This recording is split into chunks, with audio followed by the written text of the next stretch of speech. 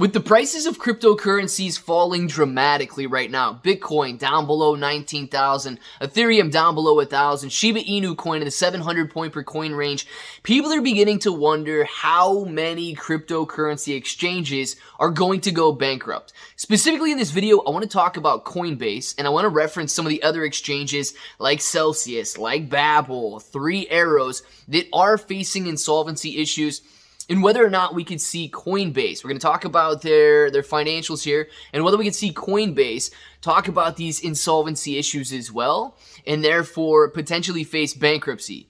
Because we know that Coinbase has said, in the event of bankruptcy, your money is no longer your money. They will be confiscating it to pay their debtors. You're most likely going to be considered an unsecured general creditor at that point, and not an asset holder. So if it sounds like something you're interested in, let's get started.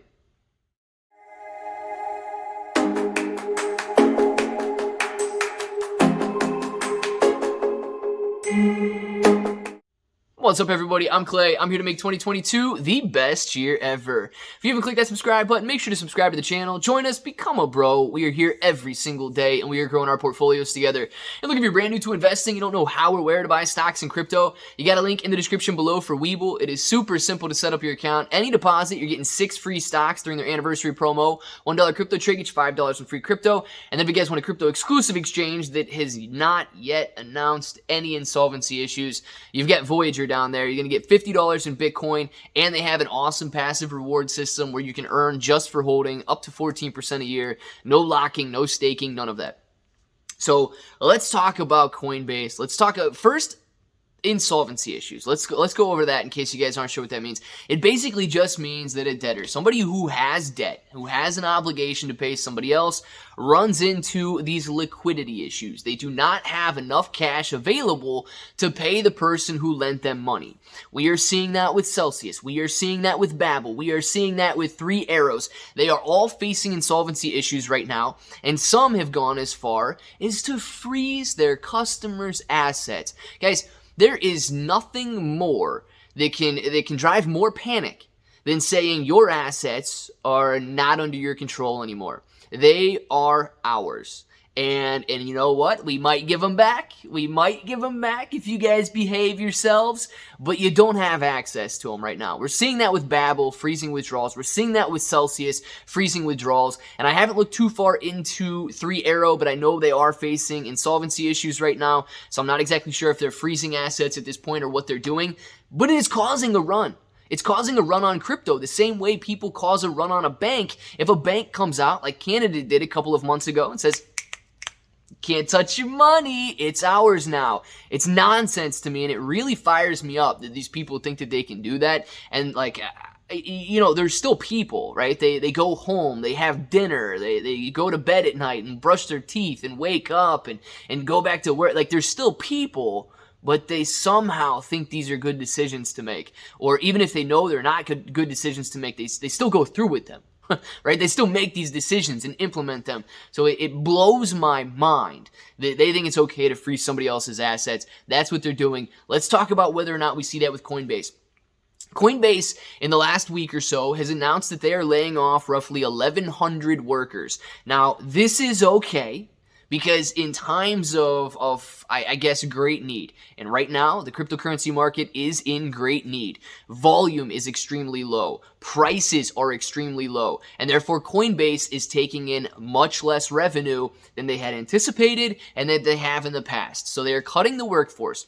It's terrible for the workers, right? Good news is our economy is the best it's ever been, right? So you can go get a job at literally every place on the street because it says hire wanted, work wanted, or hiring. Right now, everybody is understaffed despite the best unemployment rate ever. I don't know. Anyway, let's talk about the financials for Coinbase, because it is going to get a little risky here. We've got Coinbase in the last quarter, the first quarter of 2022 here. They reported a roughly, it's just under, it's like $500 million loss. That's their net income, negative $500 million. It was a $500 million loss. Their revenue, drastically declining. They are sitting on roughly $14 billion in debt. It is piling up at the same time that revenue is drastically declining. And they have issued in their last earnings report, the Q1 2022 there, that in the event of bankruptcy, we don't know how our customers' money is going to be handled, but we should advise you that there's a likelihood that you will be considered a general unsecured creditor. Your money will be frozen. You will not have access to it, and we are going to pay our debts with it. Guys, if I can't pay my debt and I take your money to pay my debt off, like that's theft. I mean, there's no other definition of it. It is theft, right? And that's exactly what we're seeing right now in the cryptocurrency space. And like I say, it is driving a run. So it is furthering the problem. Cryptocurrency prices are falling. People are scared. Now people are scared because their money's going to be taken from them if they hold it on a centralized exchange. Therefore, they sell their crypto and move back into cash. It is this cycle that continues to drive the prices lower and lower. So here's a couple things that we need to keep in mind. You know, I don't necessarily think that Coinbase is facing, liquidity issues this quarter. They're still sitting on $20 billion in assets when they have $14 billion in debt. Now, the $20 billion in assets that they are sitting on, I really, really hope that they did not include your money that you have deposited with them as assets, because that would be asinine if they did that. But they still have a positive book value, right? The problem is they're not bringing in enough revenue that they wouldn't be forced to liquidate their assets to cover their debt. And in that event is when they would file bankruptcy.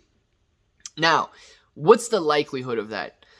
I can't assign it a number. I can't assign it a percentage. I don't know how likely Coinbase is to miss its current obligations, but I will say, and this is currently happening, if volume continues to decline, then they are going to be bringing in less revenue. Coinbase makes money when people buy and sell and buy and sell. There's a little bit of a fee, a little bit of a spread, so every time you buy and sell, Coinbase is making money on that.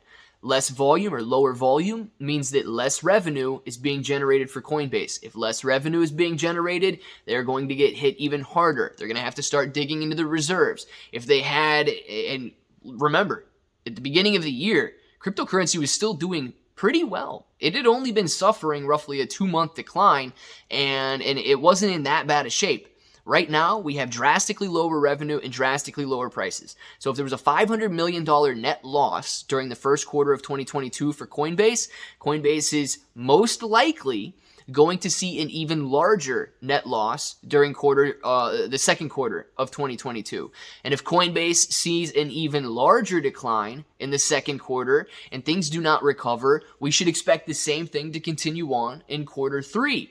So, if the trend continues, yes, it is a possibility that Coinbase continues to lose money and eventually files for bankruptcy. Now, just at the end of the video here, real quick, we can do some more videos on it to get a little bit more detail, because we're not going to file bankruptcy tomorrow or anything like that. But some of the things you should think about: centralized exchanges are where you can hold your cryptocurrency.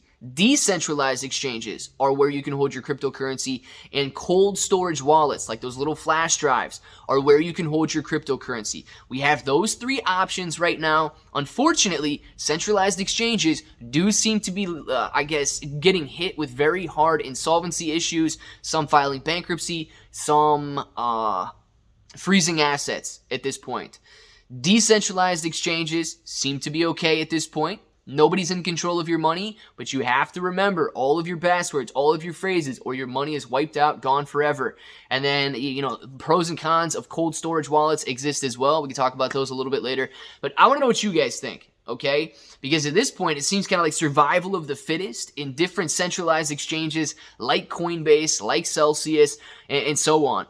But I like Voyager. Up until this point, they are issuing no warnings that they will be freezing anybody's assets. You got a link for them in the description below if you guys want to use them. It is a centralized exchange, so there are risks out there, but you're going to get $50 in Bitcoin for signing up. You do get those passive income rewards.